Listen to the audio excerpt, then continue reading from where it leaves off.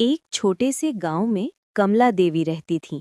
वे बहुत सख्त स्वभाव की थीं और उनका मानना था कि बहू को बस घर के काम और बड़ों की सेवा ही करनी चाहिए।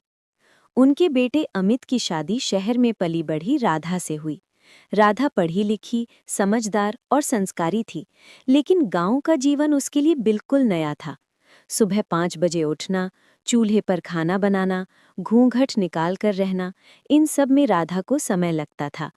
कमला देवी अक्सर ताना देती, हमारे जमाने की बहुएं तो बिना बोले सब समझ जाती थीं।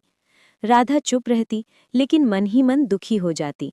उसे लगता था, माँ जी मुझे कभी समझने की कोशिश ही नहीं करती। एक रात तेज बारिश हो रही थी। कमला देवी की तबीयत अचानक बहुत बिगड़ गई। घर में कोई और नहीं था।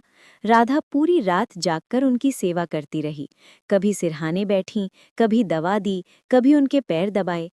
सुबह जब कमला देवी की आंख खुली तो उन्होंने देखा राधा कुर्सी पर ही सो गई थी, आंखों में थकान और चेहरे पर चिंता।